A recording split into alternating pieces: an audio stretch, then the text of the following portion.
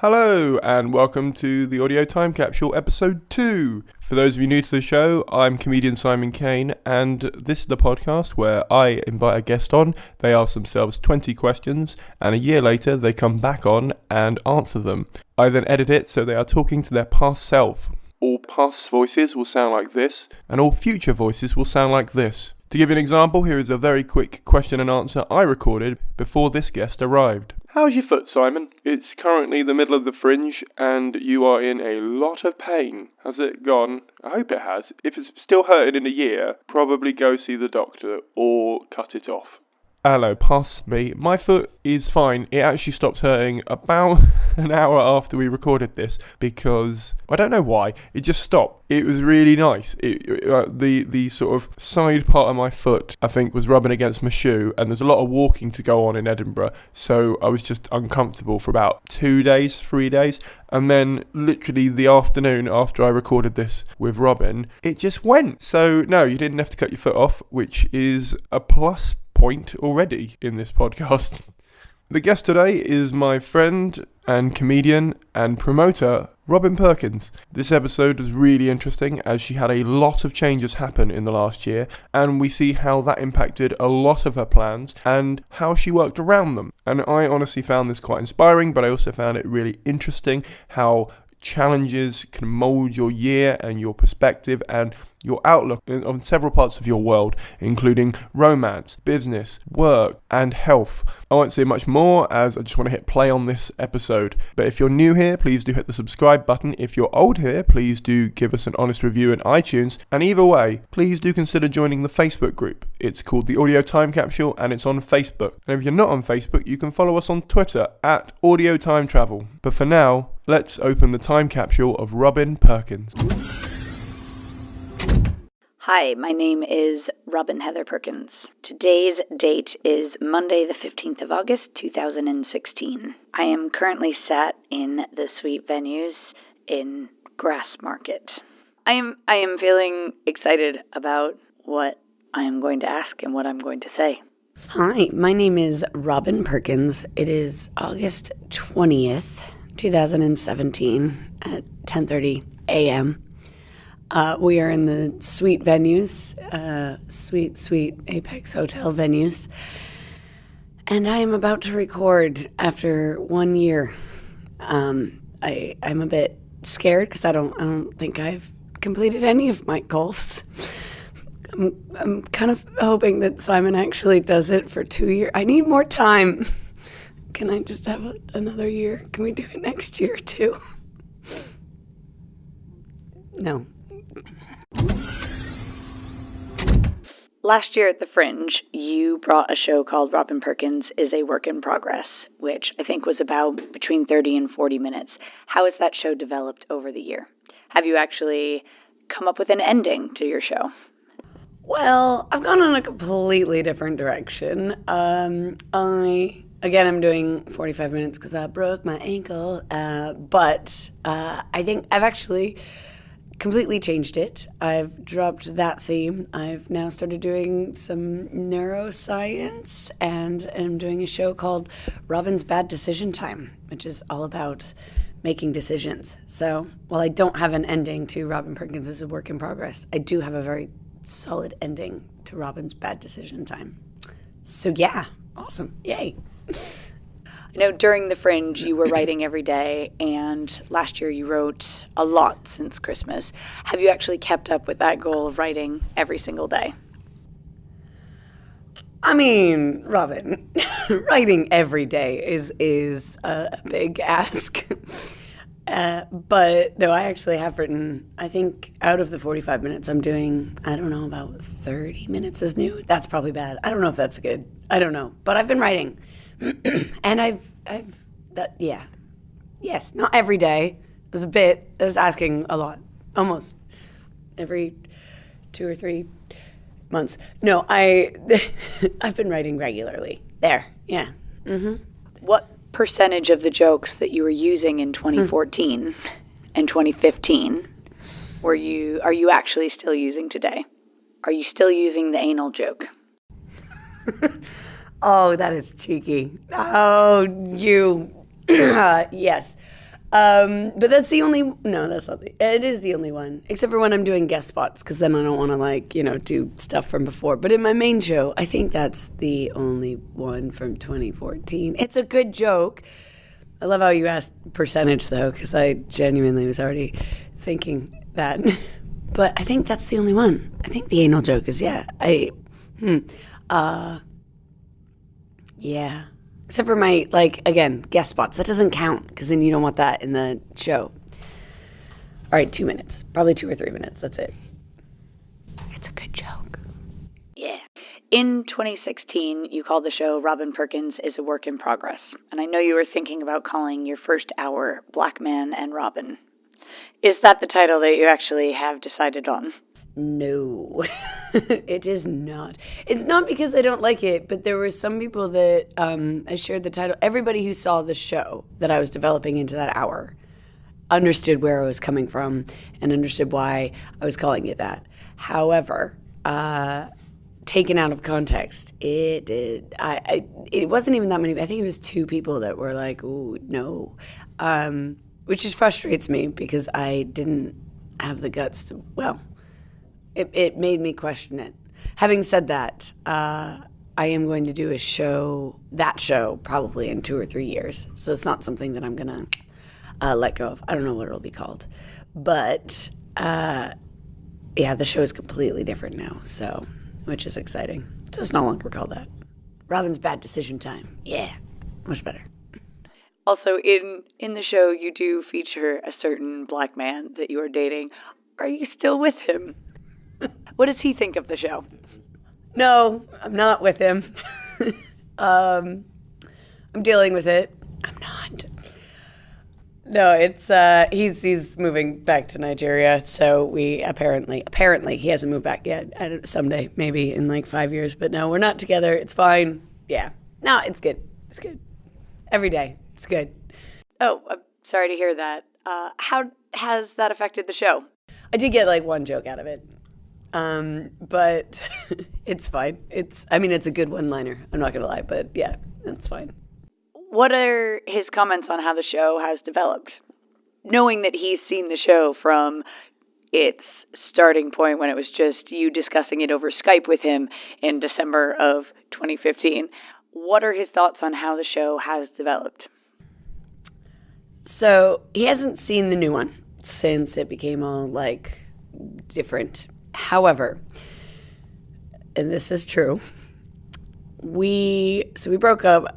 Basically, we had a soft breakup before because he was moving back. Then we had a hard breakup because I came back from the States on a red eye. I walked into my flat, and he was waiting in my flat, having already moved out. Oh, yeah, we were living together. Well done.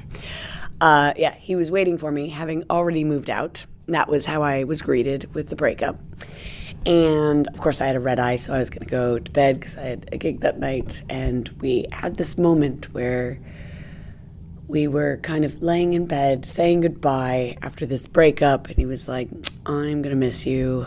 And I was like, I'm going to lose 10 to 15 minutes of material. I don't know if he took that well, because I don't think he actually knew I talked about him on stage that much. But I don't care anymore. I'm just kidding. I care. He's so lovely. But yeah, no, I don't. I know that in 2016, you actually started the year by writing a lot more, throwing out a lot of old material. Are you now happy with all of your material that you're using? Yes.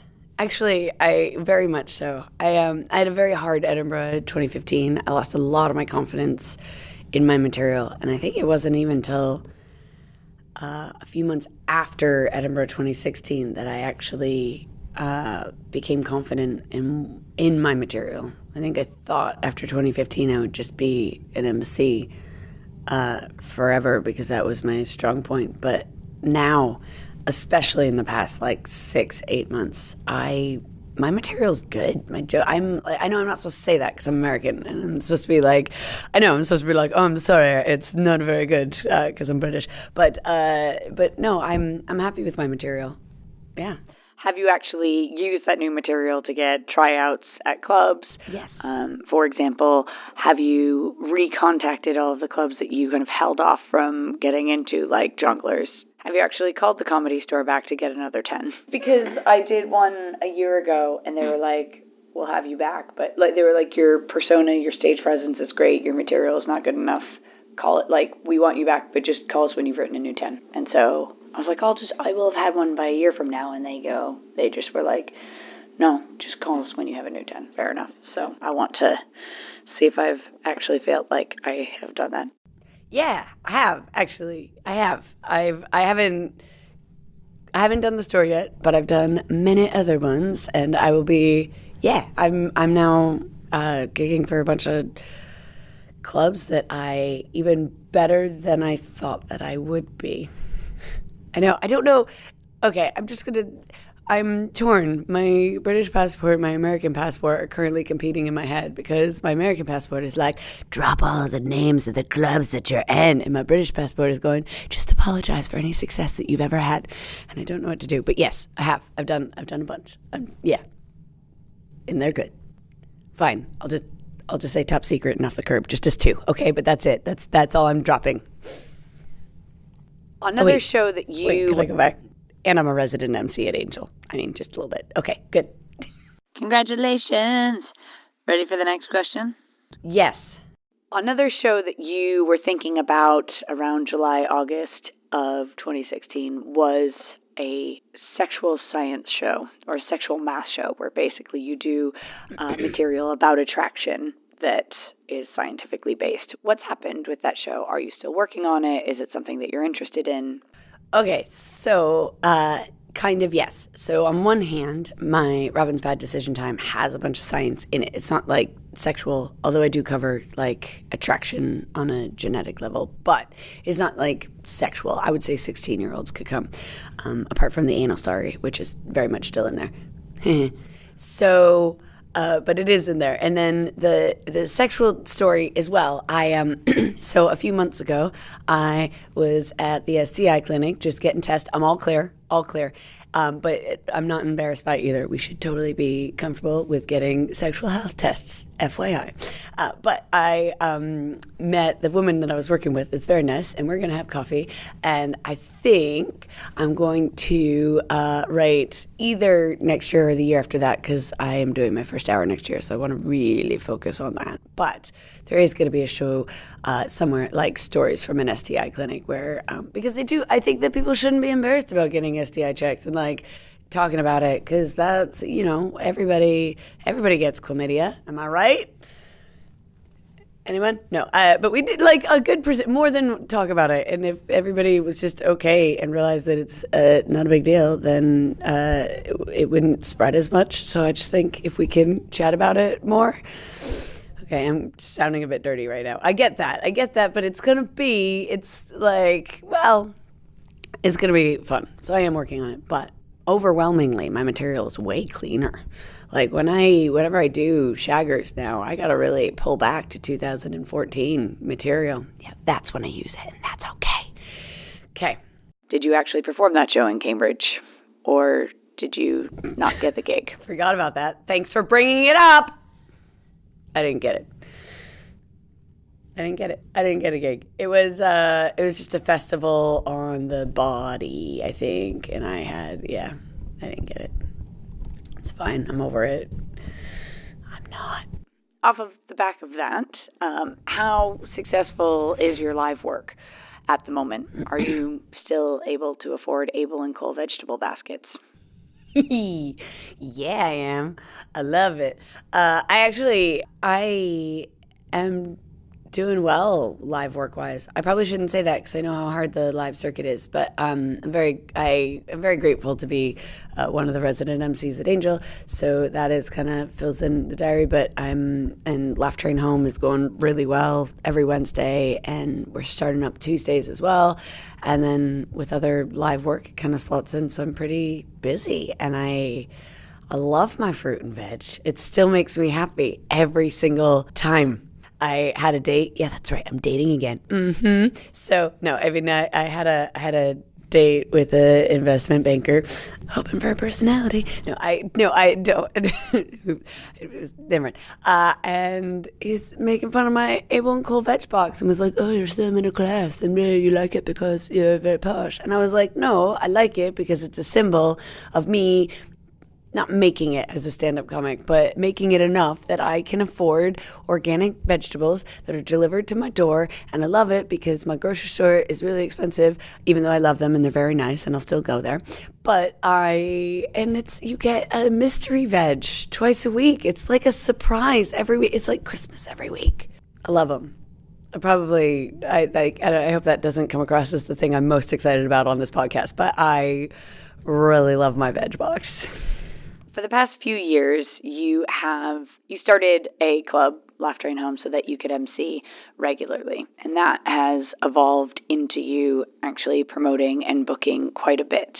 Is that something that you are still doing? I know Laugh Train Home had both a Battersea and an Acton location. Last year, August 2016, you were trying to pull out of Acton. Have you actually done that, or have you persevered? So, on New Year's Eve last year, the Acton venue burned down, and nobody was hurt. It's fine. Everyone made it out safely, and I didn't start the fire. I realized that sounds really bad, like being like, "Oh, have you managed to pull out?" Well, I did. That gig no longer exists. No, I didn't. If there are any, please, I swear I didn't. I have an alibi. I wasn't there. I didn't hire any, but not that I would hire. Anyway, no, I just, yeah. So, but Battersea's going really well. Distraction. No, it is. It's going very well. I'm really pumped, actually, and I am still booking it. I'm starting to get outside help to promote it because I want to focus more on writing and performing, which has been great. So I have a little team, which is awesome. We have also started Tuesday nights at the Honor Oak, which is in Southeast London, very close to my house, which is lovely. And that went well over the summer. So it's now going to be starting off beginning of September. And then, there's also game shows now every Monday in Leytonstone. Hopefully that'll kick off soon. So yeah. I know that one of your big goals for 2016, or the back half of 2016, was to actually sign with a live agent, or an agent, any agent. Have you actually managed to do that? No. Thanks for bringing it up. I'm still working on it. What is the current ratio of booking to actual gigging that you're currently working at right now? Like, what percentage of your income comes from performing? How many hours a week do you spend promoting and booking? It's really probably the better way to ask that. Good question, Robyn. I would say, income-wise, while it's just a little bit more heavily on performing, I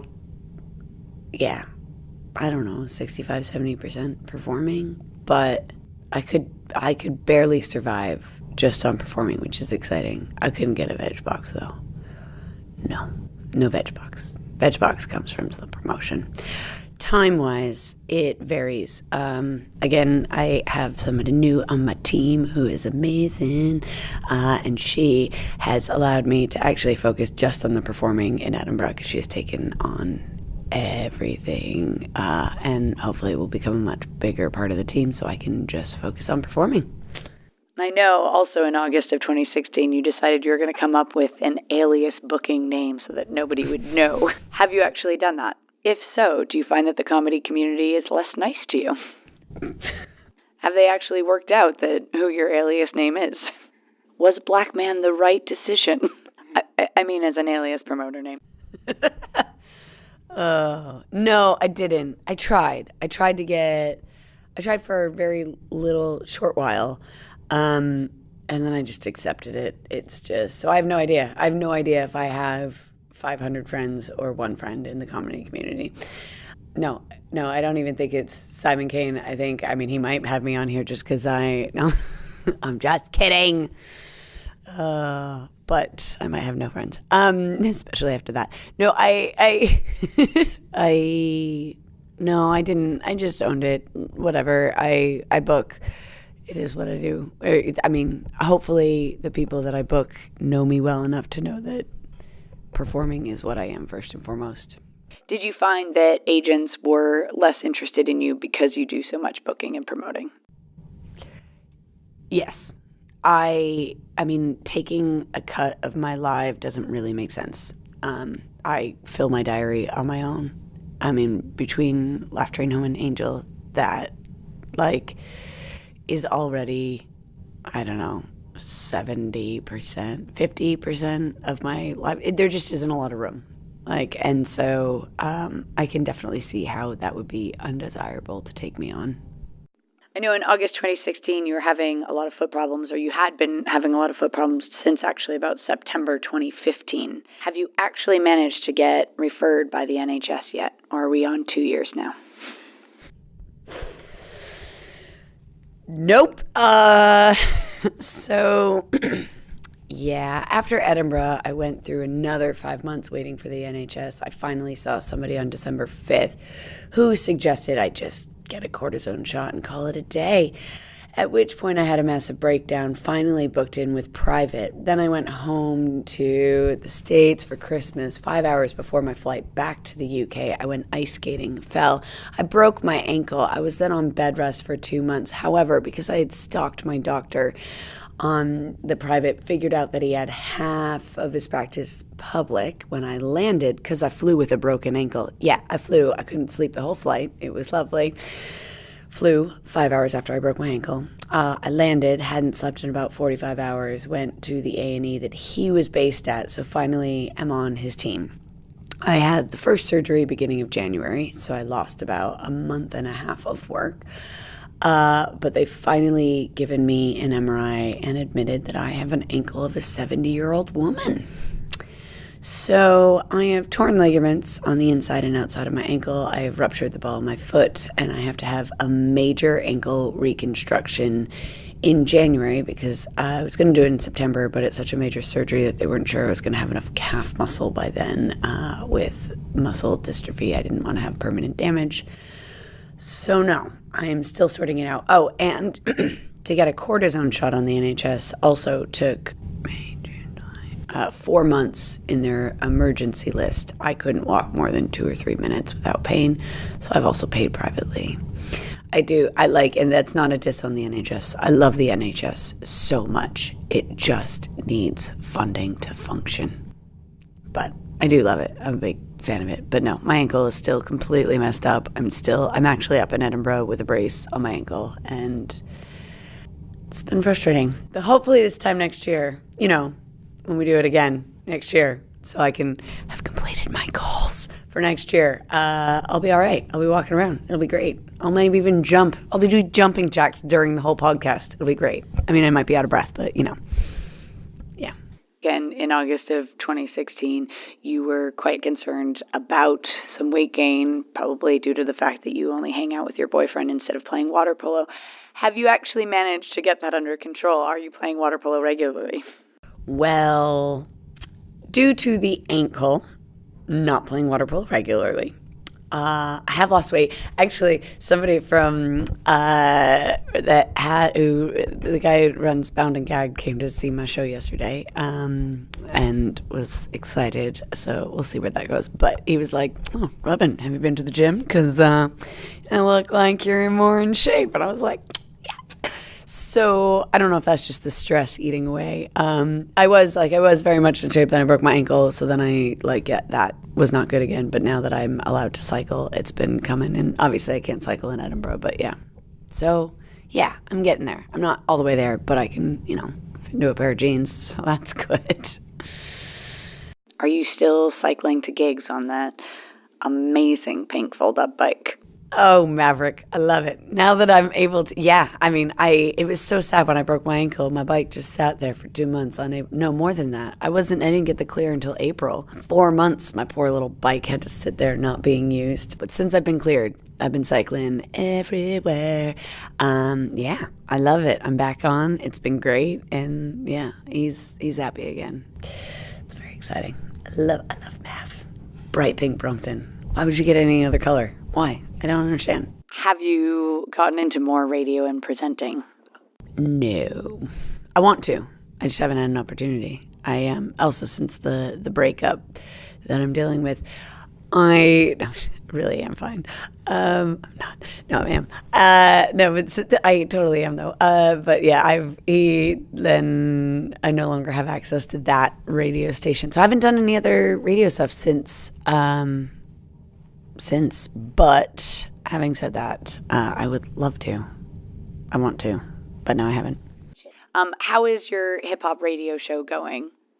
Have you managed to turn that into a podcast? Does the show have more than 4 listeners? And how has the structure changed? What interesting guests have you had on it in the last year? No. No, I again, since the radio show didn't go ahead because, well, when we broke up, he had the radio station, so we haven't been able to record. Haven't done it into a podcast, but I still listen to all the playlists from all the guests, which was lovely. But no, it hasn't really turned into anything, which is sad. Are there any questions that you wish you had asked last year, August 2016? I guess I kind of did ask this, but basically whether or not science had played a bigger role in my comedy. Granted, that's something that happened relatively recently. Maybe if I was still doing anything with design as well, because I know I've done a few major design projects over the last year, which have been quite cool, so that's kind of featured. I know you can't quantify this, but whether or not you've really grown as a comedian, like how much I've grown as a comedian, and what are the big differences that I could see between last year and this year. I have now finally done more science. I had this moment where I went up to Hot Water in Liverpool in, I think, was it November? No, maybe. I don't know when it was. With Binti, who is a good friend of mine, and we designed their club because they bought like just a shell of a club. And so I went up there for 3 days. We designed it together, spray painted on where things were going, and the whole comedy club was built from scratch, which is very exciting because it's been built in the last however many months, and that is something that I have done. After spending 3 days with him, he looked at me one day and was like, "No offense, but after having spent 3 days with you, I am so much less impressed with your stand-up because you are so much more interesting than your stand-up lets on. Your stand-up is just about like dating stories and like it's very superficial, whereas you have so much life experience and knowledge. Like, why is that not filtering into your stand-up?" And I think that had a huge impact on me. And so I've now started incorporating all that stuff, and for it I think my material is much, much stronger, which I think then leads to the next question of how much design work, because it's very cool that Hot Water is one of the best rooms up north, and it's like an attachment to it that I have now to it, which is great. I love it. I've also been bespoke designing furniture for my flat as well, and it's just been like another outlet for me as well. I've got a bespoke chaise longue on the way in September. Very posh. I know. It only sounds posh because you do it in a French accent, but still, it's basically a built-in couch. And then the third question that I just asked was, what was it? How have I grown as a comedian? Which I realize isn't a quantitative thing. However, I've just noticed a change in terms of confidence. Granted, some of those changes were sparked by other people and videoing myself as well. It's quite hard when you don't have an agent, you don't have a mentor, and you're just learning yourself. All you can do is watch videos of yourself, listen back, and learn yourself. And so there's a limit as to how much you can grow. But I do think that especially in the last 3 months, my performance has become slicker, my material has become refined, it's been condensed, and I feel like I'm a much different act than I was last year and definitely 2 years ago. When you think back over the last year, what memory makes you the happiest? Oh, good question. I don't know if this is going to be stand-up wise or person wise, or like I did a preview. I was asked to do a preview by Evelyn right before the Fringe, and I was really quite honored that I was able to do that, and I did really well. And it was one of the first times that the show really it was together before. It definitely was together before, but it was just the best performance that I had done up until that date. And that made me really happy. And it was one of the first times I went by myself to the gig. I was on the train ride home by myself. And I just remember being really happy, going, you know what? Yeah, like, I got this. I'm going to do this. I don't know how far I'm going to take it, but, I'm doing this for the rest of my life. It was great. So I'd say that's probably the best feeling that I had in stand-up, just because is one of the first, not one of the first, but one of the major moments that I was just really proud and happy with what I had done, instead of second-guessing it and wondering if it was good enough. I knew it was good enough. It sounds really cheesy. I don't know what happened. All right, and then personally, what's the most fun I've had personally? I don't know. I mean, it was a rough year with, like, the ankle, and a lot of bad things happened this year. I was uber ill. I got neuro. Oh, that was I went home over in December because I was injured all autumn. I was injured, and then I went back over December, and I got neurovirus, followed by strep throat, followed by breaking my ankle in succession, and then I was on bed rest for 2 months. So it wasn't like a great year, but it wasn't a bad year. That makes it sound really bad. It was fun. I've had a lot of fun, like writing and doing comedy. I need to go out more. That was Robyn. I, as I said before this started, really, really enjoyed this. I really found it fascinating how a breakup impacted her life and her plans, and how she had a show that she'd invested into before, and how she had to abandon that project, but how it made something else out of it that was amazing, and how she knew her priorities, and how she just had to focus on keeping those going, regardless of how other things were impacting projects. And she got to keep her veg box, which personally I was very happy about. Thank you very much for coming on, Robyn, and thank you very much for downloading this episode. If you enjoyed it, please do consider giving us an honest review in iTunes. Also, don't forget to join the Facebook group. It's called the Audio Time Capsule, and it's on Facebook, of course, or you can follow us on Twitter at Audio Time Travel. You can find me on Twitter. I'm at This Made Me Cool. If you'd like to support and keep the show going, you can do that via PayPal on the website, or you can become a patron, where you can donate per episode from as little as $1. Have you got $1? Was this episode worth $1 to you? Please do donate if you can. All help is really appreciated. Please do thank the guests, please do join the community, and please do donate if you can. Thank you very much for listening. The Audio Time Capsule is a Fruit That Got in Gravity's Way production for the internet. All elements were created by me, comedian Simon Kane, except the music that was recorded by David Jordan. I'll see you all in about 2 weeks' time. Bye!